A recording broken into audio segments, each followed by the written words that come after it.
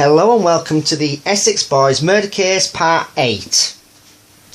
Before watching this video, I recommend you start watching Part 4 onwards on YouTube, as these videos are all about the key individuals and the murder victims' movements on the day of the 6th of December 1995. A quick mention to the Facebook page called The Real Essex Boys Murder Club, which is in capital letters. If you're interested, please feel free to join, as there's some great people on there with a lot of knowledge on this subject. The group, it's only a few months old and it has over 3,000 members already, and it's growing daily. So if you like to join, please feel free to.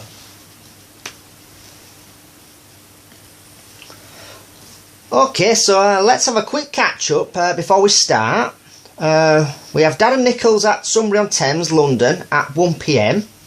Sarah Saunders at her mum's address in Kingswood, Basildon at 1 to 1:30 PM. Nipper Ellis at his address in Swanage, Dorset up to 4 to 4:30 PM. And we're putting Jack Williams and Mick Steele up at the Sorrel Horse Inn pub at 2:20 PM. So we're going back to Tucker Tate and Rolfe and Peter Cuthbert, who were just leaving the TGI Fridays at the Lakeside Shopping Complex in West Thurrock after their meals. Now, according to Peter Cuthbert, he says in his police statement, they all left in his Shogun, and Tony Tucker asked him to call at 5 Diamond Close, Trafford 100, an address where he used to live and now lets out. He said he wanted to collect some rent. So this is house we're talking about, the 5 Diamond Close in Trafford 100, and this is where they arrived first after leaving the TGI Fridays. So this is the journey on the screen, with the red marker being TGI Fridays and the other marker up here being 5 Diamond Close. As you can see, it's a 9-minute journey. Now, just going back to Peter Cuthbert's statement, he says, when they got there, there was no reply after knocking on the door. So let's just pause it there for a moment. In his police statement, he says, after leaving 5 Diamond Close, we set off and arrived back at the 5 Bells roundabout. Now, I think you're lying there, Mr. Cuthbert. He definitely knows a lot more than he's letting on, because he was with them all day.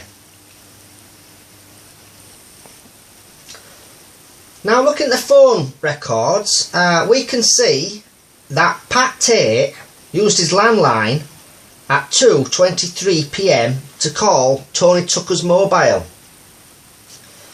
So when they leave 5 Diamond Close in Trafford 100, they've called to Pat's home on Gordon Road. Why would Peter Cuthbert lie about this? What's he hiding from us? So they've set off from 5 Diamond Close to Pat Tate's bungalow. Then Pat Tate uses his landline and phones Tony Tucker's mobile at 2:23 PM. So from this, I'd say they were dropping Pat Tate off first. He goes inside the bungalow, he plays his answering machine. Had he just received a message about the big drugs deal and quickly phoned Tony Tucker to tell him about it? Okay, so this is the answer machine retrieved from Tony Tucker's mobile, and there's a message from a Mickey. Now, this is not on the phone logs we've been looking at, but I'd just like you to listen to the voice for a moment. Hello, Tom. It's a ring, mate. Mickey. Hello, Tom. It's a ring, mate. Mickey.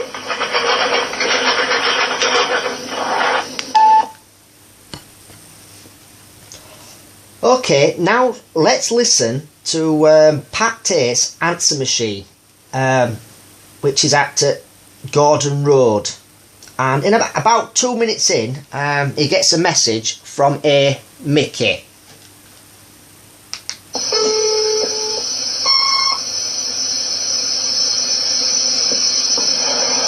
Pat, you and mate, it's Mickey.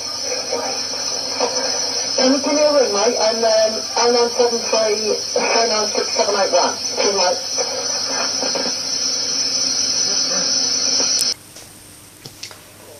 Now, having heard both of them voices, they do sound like the same voice, and on different machines.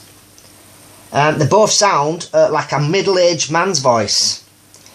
Is it Mickey Steele's voice? Now, some people may think, oh well, it could be Mad Mickey Bowman. He knew Pat Tate and he knew Tony Tucker round about the time of the murders. But I'm sure Mad Mickey Bowman was round about 28 years old at the time of the murders. So his voice would have sounded younger than the one we've just heard. And on the answer machine, he says, "You alright, Pat? You in? It's Mickey. Can you give me a ring, mate, on 0793 something 6781. If you couldn't hear the answer machines properly due to sound, you can go on YouTube and just look up Tony Tucker's answer machine. And the same with Pat Tate, just look up Pat Tate's answering machine. I think they're around about 2 minutes in when you get to hear Mickey's voice. But you might be able to hear it a little bit clearer. I'm just showing you here, if the murders took place after 7 PM onwards, there's no phone log for this call going straight to Tony Tucker's voicemail. Also, if you look at Mick Steele's mobile number on the phone logs here, his mobile number is 0860843 And if you remember, the mobile given by a Mickey on Pat Tate's answer machine was 0793 something 6781. So there are different mobile numbers. So if it is Mickey Steele on both machines, then he's definitely got 2 mobile phones. I mean, how hard would it be to buy a pay-as-you-go mobile for cash? No trace whatsoever, especially back then. I mean, people in the drugs business, they do have more than one mobile phone. Did any of the other key individuals have a second mobile phone? I mean, that would really open up the estimated time of death.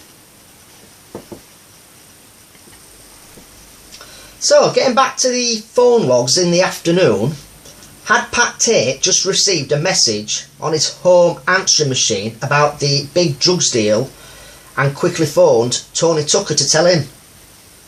This could explain the call from Pat Tate's landline to Tony Tucker's mobile at 2:23 PM. Then the next call from the Sorrel Horse Inn is at 2:32 PM to a payphone on Timberlog Lane, Clayhill Road, Basildon. But if we just look at the payphone messages from the Sorrel Horse Inn, Ipswich, like I said, there's calls to Tucker's mobile, the phone call to the payphone in Timberlog Lane, Tucker's mobile again, and then if you look again at 2:52 PM, same payphone, phones Darren Nichols' mobile.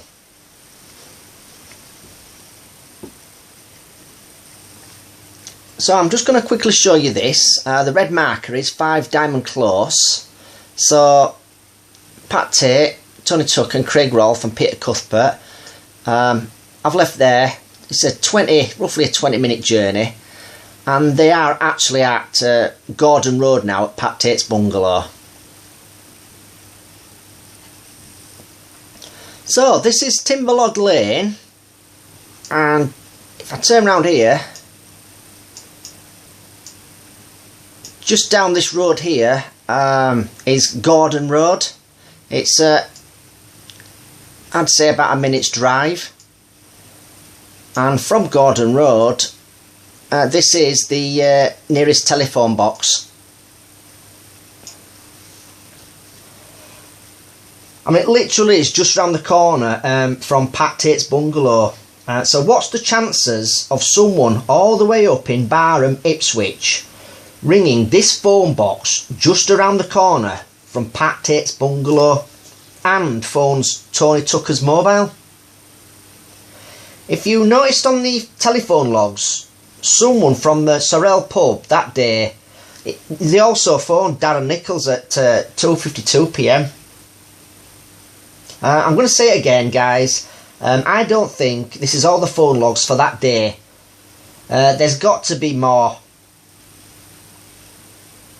But I think we can assume this phone box was used so that Tony Tucker and Pat Tate could discuss the drugs deal coming up. If this is Mick Steele and Jack Wooms at the Sorrel pub, were there any other members of the Canning Town firm there to set up the deal? And and was it confirmed? And then did they phone up Darren Nichols? Is there any other phone logs around that time at the Sorrel Public House to other telephone numbers? I mean, Peter Cuthbert must have known what was going on that day. I think he's one of the key individuals that's hiding a lot of information back. I mean, this guy was driving them about all day. He would have known what was going on. I mean, he's already lied in his statement, saying that they left 5 Diamond Close and then went straight back to the Eastern Car garage sales.